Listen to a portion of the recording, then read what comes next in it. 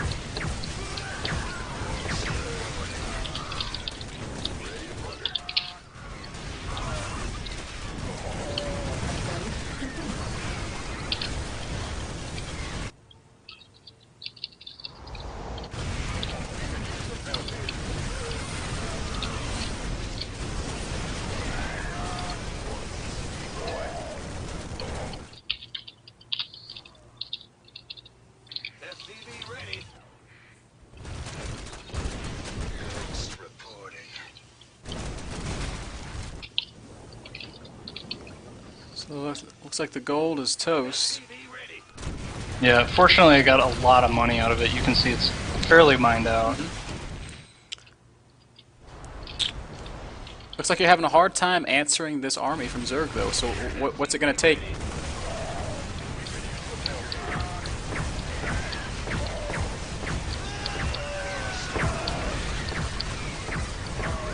I hear so many snipes going on.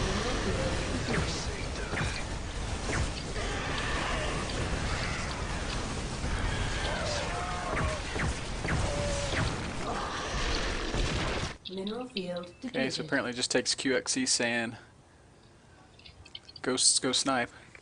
I had a bad rally point for something, because there were a lot of units sitting my base. Ready to blunder. This push should be pretty tough for him to deal with. I should get cloak. I was going to ask about that. Armed and ready. SCV ready. It's moments like these that make me as a Zerg player cry because of how we can't take this gold base. Yeah, this map's kind of dumb for that reason. SCV ready. Mineral field depleted. I played a ZVT against Zoc, and he just split the map on me. Couldn't do anything about it because I couldn't take the gold.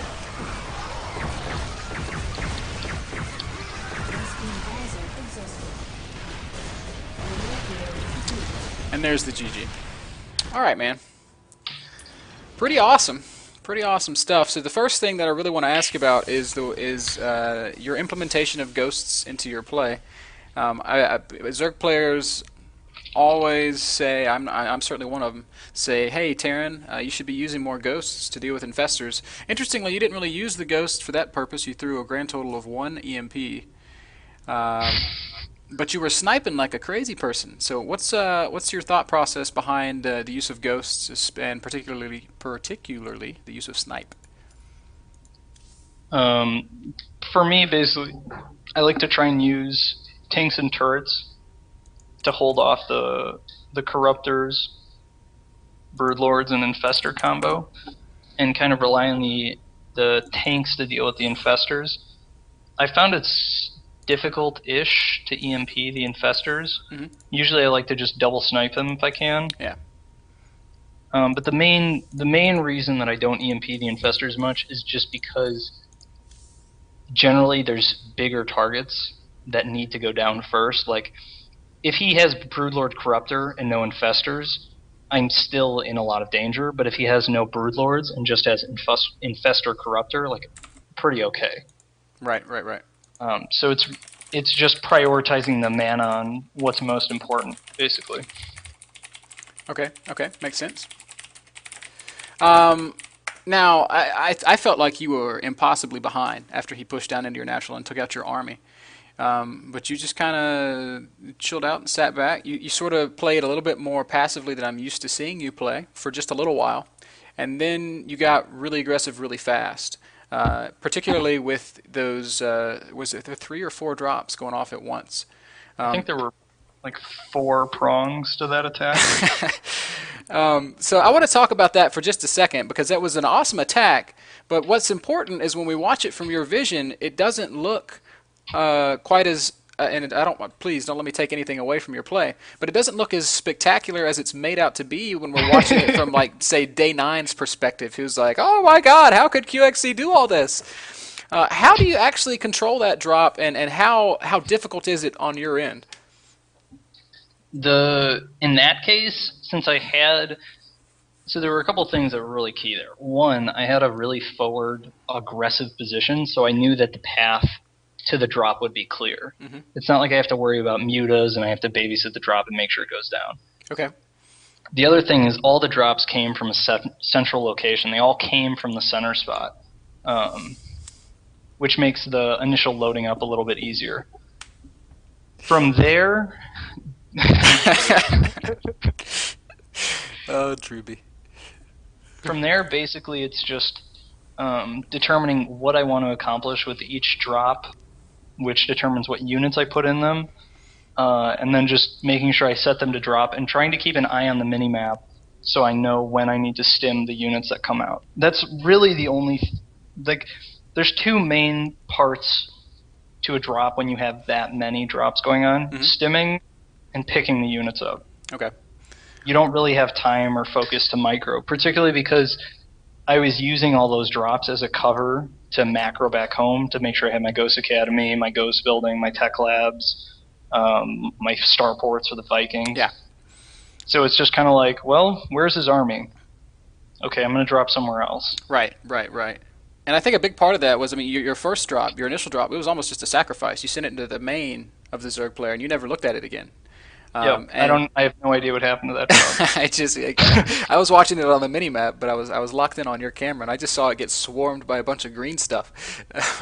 But you were focused very much so on your push into his 4th, and on making sure that you kept your Marines busy in his 3rd, which was another one of the prongs to your fork, if you will. That was cool though, and it was really neat to see it because it makes that kind of play feel a lot less impossible. You know, 'cause, I mean, I'm one of those guys that sits back and watches you play and just how the hell does he do that? But it looks realistically doable. So, anyways, I've got us here on Typhon Peaks. Want to know first off, what's your opinion on this map as a Terran player, particularly in this matchup? It's a good coin flip map because the vertical spawns and the horizontal spawns, well, okay, the vertical spawns are stupidly close, and they have that really dumb alley in which you can push directly to your opponent's natural. Yeah. So it's really exciting if you get vertical spawns against Zerg, because you're like, oh, I'm going to win this game. Shouldn't be too hard. Even horizontal spawns, not so bad. Cross spawns are okay. I don't think I've ever played a long macro game on this map. It's not really played in a lot of tournaments, and I haven't really been laddering until like Sunday when school ended. Mm-hmm. So I don't know. It's okay, I guess. All right, it's okay. We guess. Now, you said that you don't feel like it really caters to the long macro game. How does this affect your build going in, or is it just going to be 2 racks again? Oh, it's going to be 2 racks. All right. Well, let's fire it up then, and then we'll talk more about it as we get going. A lot of people in chat want to know if you're still in Spain. I'm in Hungary, actually. Okay. Budapest. Seriously? Yep. You're trolling me. No. That's cool. Okay. Yeah, man. My girlfriend's studying abroad there. Oh. And she's got a couple more weeks of school left, so when I finish my semester in Spain, I went to go where I'm there visiting. That's pretty kick-ass, man. So she goes to school all day, and I just like sit here and stream and play SC. It's pretty fun. It sounds like a tough life. And when do you come back to the States? Or do you come back to the States? I do, because like May 28th, I'll be back in the U.S. Are we going to see you in Columbus? Yeah. Heck yeah. Should be fun. Heck yeah. Yeah, I'm excited. Columbus should be a blast. Yeah, I had a lot of fun in Dallas. Dallas was so fun. Oh man, it was too much fun sometimes. Anyway, so here we are. Is it going to be 11-12 again? Is this just your kind of go-to build? Has it become your go-to build? It has become my go-to build. Since I used it, I had to play a best of 5 against Chef for FXO ranking stuff, and after it demonstrated how powerful it was, Yeah. I started using it exclusively, and then after beating everyone today with it, it's continued to wow me with its Yeah. brilliance. Additional supply Um, items required. How do you feel that your Zerg opponent can best respond to this kind of opening? Is getting speed first, as he did in the last game, the best way he can play it? I think that's definitely one of the best ways. I think I could have applied a little bit more pressure. One of the main things about that speed first opening as a Terran player is because it's so uncommon, I don't know the exact timing on it. I'm pretty sure I had more time to pressure before speed finish, but I wasn't entirely sure.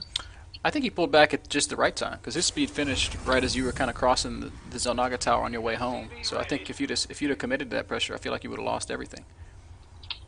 Maybe.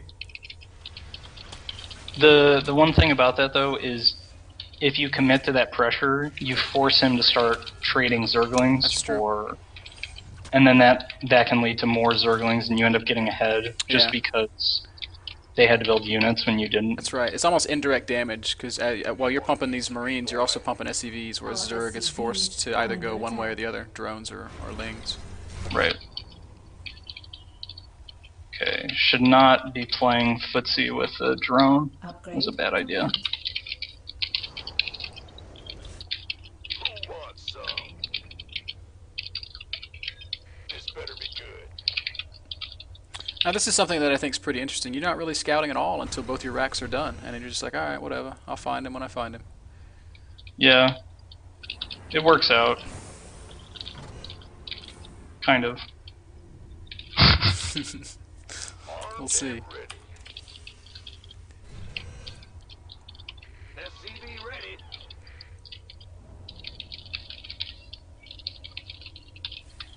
If he went speed first, I'm going to be Gangway coming through. hitting the timing where I have to back up pretty soon.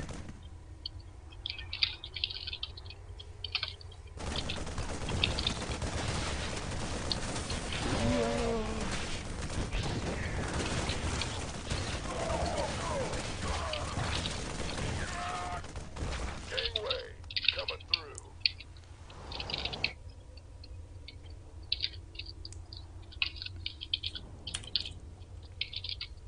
SCV ready. This is interesting for me from an observer's standpoint, because I'm not as familiar with opening speed either. I've been one of those guys that just goes hatch first every game, because that's what you do.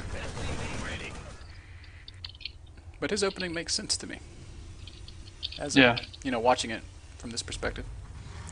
There's the double gas, so we're going to see this transition right into something very similar to the last game, yes? Yeah, it's my... I realistically, right now, I only have one build, TvZ. This is it. Yeah. Like, this is... That was kind of bad. This is the build that I've been using for the last couple of days, and it's been extremely effective. Alright. One thing that I always like to ask the pros that I get on the show is how they diversify their play in these in like series play. What kind of cheese do you like to mix in, if any? Banshees or drop, or like fast Hellion drop, for example. How do you like to mix it up? I don't actually really practice cheese very much, so I tend not to use it too much in tournaments. SCV ready. I found that my standard play is strong enough that I'd usually just rely on that. Instead of doing like cheese, where it's like, I'm gonna 4-warp gate this game, I do more like, his build has this little weakness that I just noticed, and I'm going to exploit that by doing something in my, like, instead of coming up with a new build altogether, I'll be like, oh, I noticed that he's doing this, or he's getting his, like, slightly fewer